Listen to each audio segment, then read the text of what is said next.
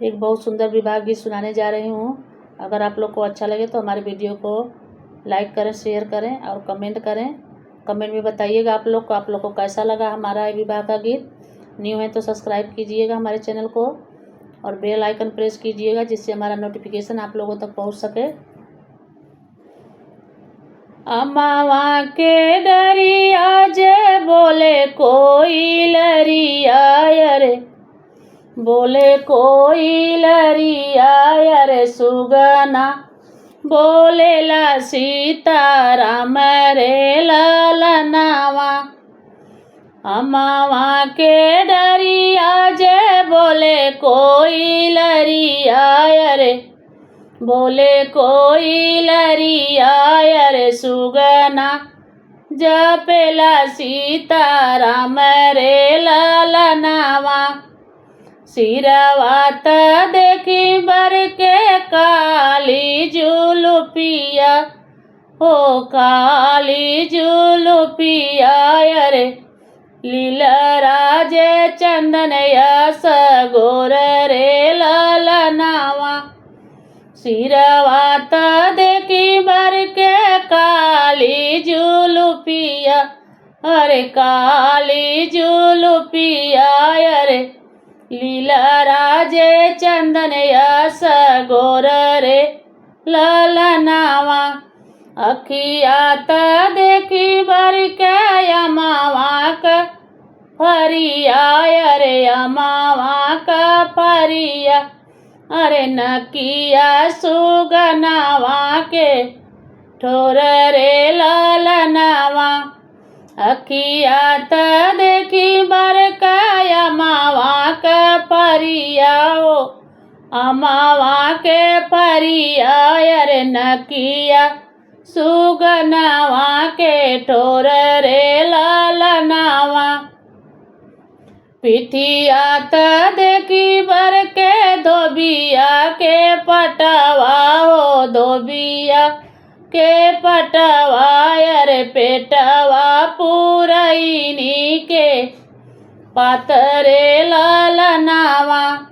पिठियात देखी बर का धोबिया के पटवा, अरे धोबिया के पटवा, अरे पेटवा पुरैनी के पातरे ललनावा। गोड़वात देखी बर के दली के खंबवा, ओ के दली के खंबवा, अरे हथवा में सजनावा के कर रे ललनावा। गोड़वात देखी बर के दली के खमावा, अरे के दली के खमावा, अरे हथवा सजनावा के कर रे ललनावा।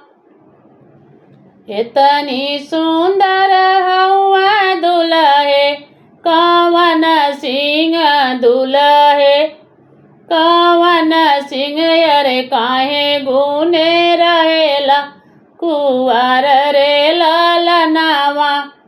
इतनी सुंदर हवा दुल्हे कवन सिंह दुल्हे, कवन सिंह अरे काहे गुने रहेला कुंवर रे ललनावा, अरे काहे गुने रहेला कुंवर रे ललनावा। अमावा के डरिया जे बोले कोई लरिया, हो बोले कोई लरिया, अरे सुगना बोलेला सीताराम रे ललनावा, अरे सुगना बोलेला सीताराम रे ललनावा। बाबा मोर गईले हो पूरबी बानी जिया, हो पूरबी बानी जिया, अरे लौटी घर नाही आए रे ललनावा।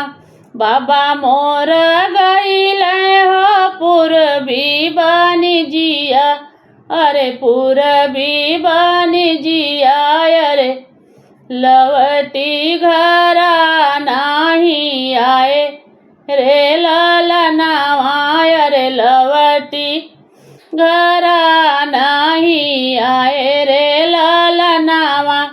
अम्मा हमारी गईली होई रे वीर जवाय रे बोही रे वीर जवाय रे यही गुने रहीला कुंवर रे ललनावा।